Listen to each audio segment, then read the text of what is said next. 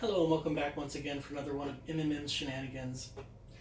Hi, this is Jen and Anthony, and today we're going to be fixing our very first mess up. So if you've seen a couple of our videos already, you'll know that we messed up our first batch. We had to toss it all out. So today we're going to try to redeem it because we still have the flavor packet. So we're going to try to start our wine off with just regular old store-bought grape juice here. Alright, so I went ahead and did a few things. Now, we still have the instructions. We still have almost all the other chemicals, like the clearing agents, the yeast, everything else we still have. The only thing we're missing is the bentonite, which I went to our brew store and bought like a bulk bag of bentonite. So I just measured it out for that. And we should have the yeast somewhere. Well, looks like we're missing the yeast. But probably because I used it for something else. However, we do have a pack right here, which is still wine yeast. It's actually the same one that comes in the box, but I bought this one from the brew store as well. So we have everything we need. We have all the potassium metabisulfate, we have the potassium sorbate, we have something called chitosan and kesalsol. Those are the two finding agents. It's a two-step process. But this today, we're not using any of this except for the yeast and the bentonite. Now, I'm going to actually make a video about sanitizing because it's a little bit more in-depth than just rinse and go. But for now, just know that everything on this table has been sanitized, except your hands. Oh, So I just touched my face. So go ahead and sanitize the buckets on the floor. Alright, so to start things off, first thing it tells you to do is actually mix up your bentonite in some hot water. Now, what I'm going to do here, it's a little bit warm. This is really hot. What I'm going to do is I'm going to use a blender bottle. I'm going to work smart, not hard. I'm not going to sit there mixing it for 20 minutes. I'm going to pour this in. And what this is actually a clay that's designed to help clear stuff up. Oh, the bottle's really hot. Hot. Like hot. Is the thing closed on? Make sure. Yeah. Alright. So shake. You want to make sure to get that shaken up really good because you don't want it to be all really clumpy. That's kind of why I had the idea to use the blender bottle. So that way we could make sure the metal ball breaks it all down. A couple things I'm going to go ahead and go over. The juice pack that they have in here when you first buy it is a concentrate. So you actually add water to it. Now what we've done is instead of buying bottled water and juice concentrate, we've just bought straight juice from concentrate that's already been mixed with water to dilute it.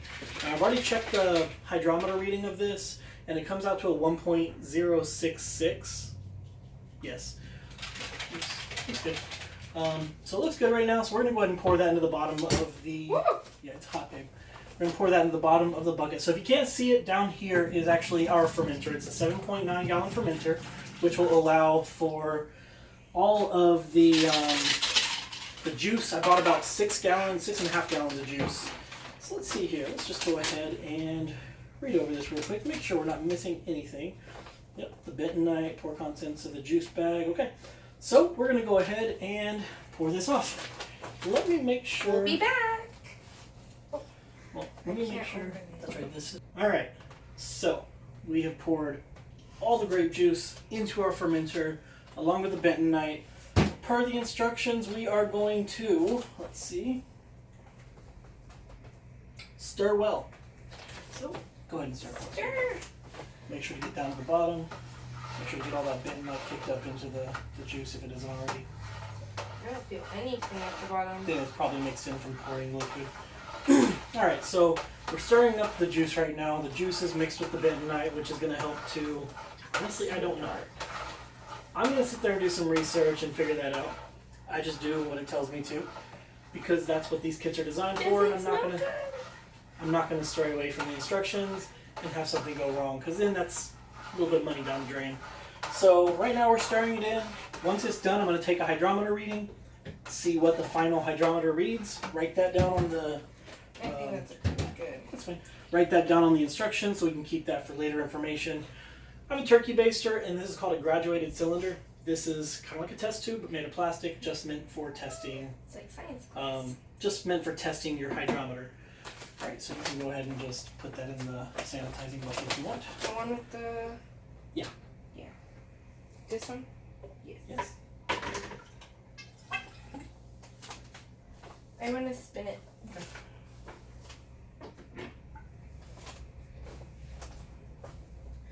I never thought I'd use graduated cylinder in my adult life.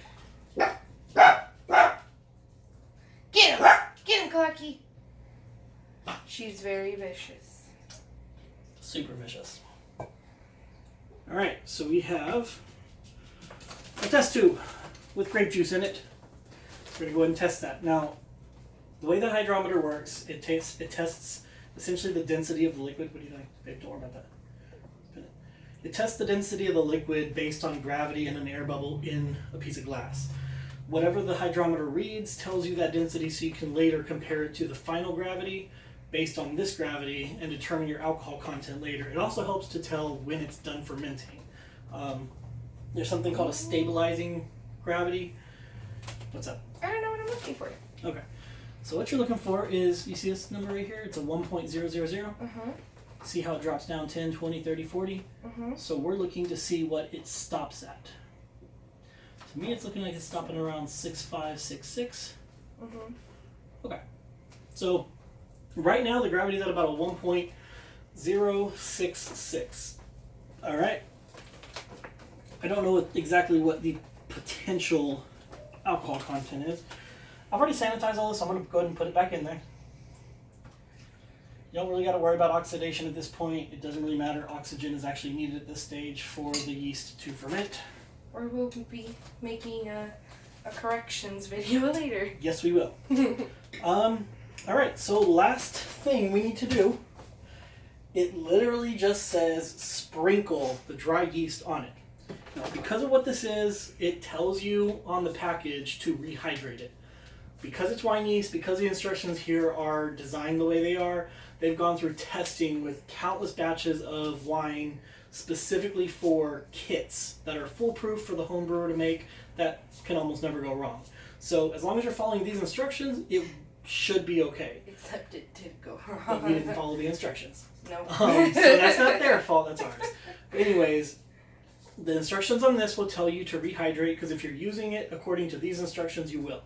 Because you're using a kit, you're not going to have to. You just sprinkle it in there. You can even stir it in if you want, but you don't have to. It's going to start fermenting. It's going to fall into the liquid, rehydrate on its own, and start fermenting. How are we going to get this up here? We're not going to right now. Okay. But yeah, anyways, we are good to go. We're going to go ahead and toss this in. Now, this is a 5-gram bag of Lalvin EC-1118 yeast. It is a wine yeast. With this, the alcohol tolerance can get up to 18%. We're not trying to go that high. That's not necessary for what we're trying to do here. Literally just sprinkle it across all of it. You can literally just dump it. I'm sprinkling. I can tell. All right. Last thing you need to do at this point. Can you put this in the sanitizing bucket, the dirty one? You're going to put the lid on. Now, the lid is designed to be airtight and watertight, so it's going to be a little bit difficult to get it on there and latch it on, but it does clip on. It smells like bread. Yes, it does. It smells like bread and grapes. It smells perfect. All right, in the clean sanitizing bucket, there is a 3-piece airlock. 1, 2. Oh. Which one is it? There's only 2 in there. I found a bunch of pieces. In the meantime, we are going to go ahead and put this stuff back in the box because we are going to need this later. I'm going to actually write down the starting gravity of this in a little bit. Alright, so that is about it for today. Make sure you are going to be keeping this in a room that stays between about 68 to 78 degrees, I think is the general best temperature for it. I don't know the highest and lowest it can go. Try to keep it around that area if you're going to be doing it. That way you don't have to worry about killing off the yeast or the yeast going dormant if it's too cold. Luckily, we can go ahead and leave this in this room. This is just the room we film in. And we have an air purifier, a window that's nice and close here. and our monitors are going, so it'll stay a good temperature and we can control it a lot better than the rest of our house. Exactly. Alright, we're actually recording 2 videos this go around just because I really want to make some more different types of wine. So let's see you in the next video. I want to thank you for watching. Make sure to subscribe on our YouTube channel. You can also follow us on Facebook at the MMM Shenanigans page, where we're always posting and we post progress pictures, and you can send us a message if you have any questions and we'll definitely try to answer them. Thank you so much. We'll see you later. Bye.